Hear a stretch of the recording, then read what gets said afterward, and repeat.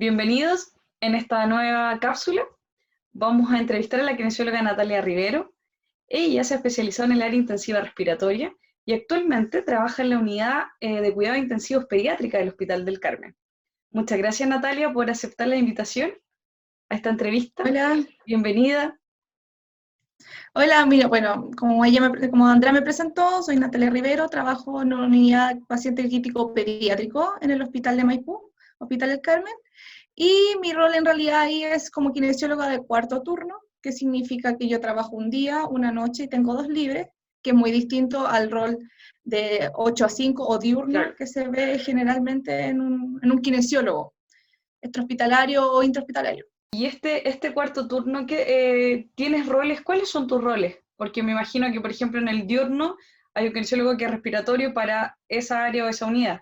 En tu caso, que tienes que estar constante, como en este turno, ¿cuál es tu rol? Mira, lo normal dentro de todo acá son, por lo menos en mi unidad, cuando son días hábiles, hay un kinesiólogo en pediatría, hay un kinesiólogo en la neo, que es como del área motora, y nosotros solamente nos encargamos de ver la unidad de paciente crítico pediátrico, tanto en atenciones respiratorias como motoras, ¿ya?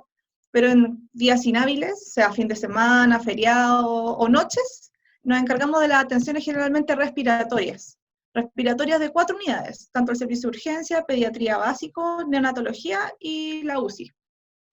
Oye, Nati, y dentro de tu rol, me imagino en la UCI, tienes que ver mucho con ventilación mecánica. ¿Hay algunos hospitales o algunas instituciones que el kinesiólogo está bien limitado en las funciones? ¿Cómo es tu caso? ¿Cómo son tus funciones ahí en respecto a esa área? Bueno, yo he trabajado tanto en sistema privado como aquí en el público y siempre me ha tocado que somos un agente bien activo dentro de la ventilación mecánica o dentro de las cosas que se hacen con los pacientes. Asistimos desde la intubación del paciente, nos encargamos de la vía aérea, oxigenar, armar el ventilador, instalar los parámetros iniciales, modificar los parámetros. Ujú. Nos encargamos todo esto, lo que es el weaning, que significa la transición desde el paciente en ventilación mecánica hasta la respiración espontánea, el proceso de extubación, también cuando necesitan ventilación mecánica no invasiva, elegimos todo lo que es la interfase, el tipo de oxigenación, qué parámetro, la oxigenoterapia, todas esas cosas como con ventilación mecánica y la respiración del paciente estamos muy incluidos, ¿ya? Pero Y esa, también, esa necesidad ustedes la han ido creando en el tiempo, los equipos, disculpa, sí, te interrumpí. sí, mira, Como la necesidad del kin es fuerte ahí. sí, mira, yo trabajo hace como 8 años en esto y los primeros años eran atenciones, me pagaban por atención, por ejemplo. Me pagaban por atención, yo iba, lo mismo que hace un kinesiólogo, en una interconsulta, vas, y nada más. Pero con el tiempo se ha ido creando esta necesidad. Y también hemos ido ganando espacio en el tiempo porque nos demostramos como profesionales competentes para esto, que somos los idóneos, que tenemos más competencia y más conocimientos para poder hacerlo. No es Perfecto. una cosa que dijeron ya el kinesiólogo va, sino que nosotros tenemos que estar demostrando en el tiempo que somos personales idóneos y que somos necesarios dentro de una unidad. Y en todos los hospitales o clínicas ¿tienes el kinesiólogo esta función en la UCI, por ejemplo, o no en No, todas? no, generalmente, mira, en la UCI adulto está mucho más instaurado, porque en la UCI adulto, como todo, en adulto siempre va primero. En el espacio adulto, casi todas las UCIs adultos que yo conozco son con cuarto turno instaurado. En pediatría es distinto, porque en pediatría generalmente como va un paso más atrás, se va yendo con el tiempo. Ahora, de todas las unidades donde yo he trabajado, en una son personales que no necesitan, que no nos piden como ayuda para poder realizar todas estas funciones, Ujú. ¿ya? Pero también se ha ido ganando con el tiempo, también a veces son clínicas nuevas que están acostumbrados los médicos a trabajar solos y que nosotros tenemos que ir demostrándoles. Y ese es el problema, que hay que ir demostrando lo que uno sabe para que ellos te puedan agregar a su equipo de trabajo. Eso es importante lo que acabas de mencionar. ¿Cuál es la importancia del kinesiólogo como parte de un equipo de salud?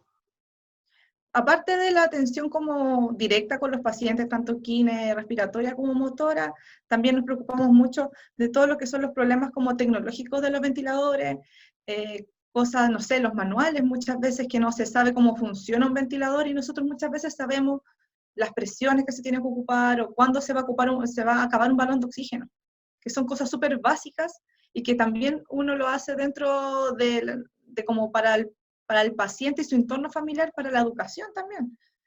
Porque el paciente no siempre va a estar en una UCI, sino que se va a ir a la casa en algún momento, y eso también es muy importante. Dentro Y de tu, dentro de, dentro de tu digamos, equipo fuerte que me mencionabas en algún momento, está el médico, la enfermera, el kinesiólogo sí, y como hay alguien más que pudieras mencionar sí, como sí, profesional. como profesional está la técnico en enfermería y la Ujú. auxiliar de servicio. Ahora, somos todos un equipo. Por ejemplo, mi unidad es muy chica. Mi unidad tiene 7 cupos, son 2 enfermeras, 2 técnicos, un auxiliar, un médico, una kinesióloga. Ujú. En el momento de una reanimación, por ejemplo, si un paciente tiene un paro cardiorrespiratorio, el equipo son 5 personas menos al tiro. Y ahí hay una persona que tiene que estar mirando afuera para saber qué pasa afuera, mientras nosotros Claro. estamos reanimando a un paciente. Entonces, generalmente así se componen. Lo malo es que siempre hay casi un kinesiólogo por unidad. Por Lo ejemplo, malo hay porque se 20 necesita más. enfermeras, Sí. 20 enfermeras, un kinesiólogo. Entonces, Claro. al final, el kinesiólogo casi se limita solamente a la kinesioterapia respiratoria, a nada más. Nati, me gustaría saber los desafíos que se han ido, porque nos has contado un poco cómo es la dinámica, pero los desafíos en la actualidad, cómo se han ido abordando, qué es lo que tú has podido vivenciar de alguna forma con esto de la crisis sanitaria por el COVID. ¿Qué Hoy eso aspectos, es qué aristas? No sé. un aspecto súper difícil, súper difícil para todos los profesionales de la salud en este minuto, sobre todo los que trabajamos en UCI. Primero es la capacitación en una patología que nadie conoce, que nadie sabía cómo se transmitía, cómo los contactos, las precauciones que uno tiene Te que has ido tener. sabiendo en el camino. Sí, todo es sobre la marcha. En este minuto todo es sobre la marcha. Hay todos los días hay reuniones distintas para decir, ya, hoy día se ocupa tal protección, mañana no se ocupa. O hoy día ocupo mascarilla 24 horas y mañana tengo que ocuparla 72 horas. Porque los recursos también se nos están limitando. Porque como todos sabemos, en el sistema de salud público, todos los recursos son limitados. Ujú. ¿Ya? Y ahora mundialmente está todo limitado. Entonces es una arista súper difícil esa. Una de las, no sé, de la capacitación, de la sobre la marcha, los recursos, Los de recursos. elementos de protección, sí, elementos de protección personal, que tienes que tú estar segura para poder atender a un paciente.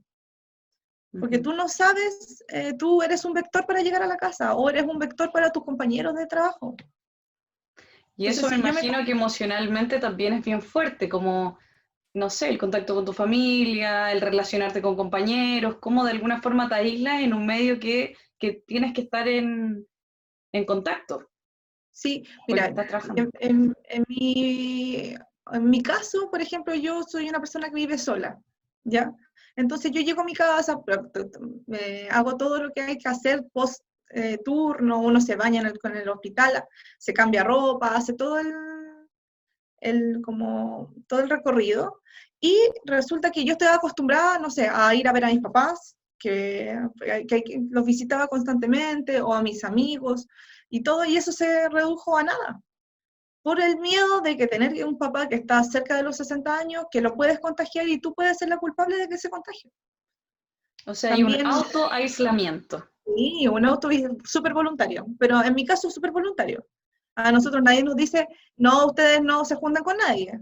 No, es voluntario, pero yo sé que por lo menos en el sistema de salud, no como una persona normal que anda en la calle, nosotros sí nos cuidamos y cuidamos a los que tenemos al lado, que es súper importante. Yo creo que es una de las cosas más importantes, Ujú. sobre todo en las personas jóvenes que piensan que ellos no se van a contagiar. Sí, se contagian. Y ellos son los mismos que pueden contagiar a sus adultos mayores, a sus padres, a sus hermanos, a sus primos, que no todos tenemos el mismo sistema inmune. ¿Y algo más que tú nos quisieras comentar respecto a esto? Sí, Obvio. otra arista súper difícil es el tema de las urgencias, como yo te contaba en un paro cardiorrespiratorio, por ejemplo. Los pacientes COVID son pacientes que están aislados, que uno tiene que entrar con todas las medidas de protección personal. Y eso incluye una pechera, una mascarilla, o una antiparra o un escudo facial, un gorro, todas esas cosas. Y eso no se demora 30 segundos en colocárselo, para colocárselo bien, para uno estar bien protegido. En un paciente que hace un paro cardiorrespiratorio, que tú estás viendo desde afuera, que está en un paro cardiorrespiratorio, tú te tienes que vestir. y te vas a demorar 2, 3 minutos que son vitales para el paciente. Pero resulta que uno tiene que cuidarse antes de hacer todo.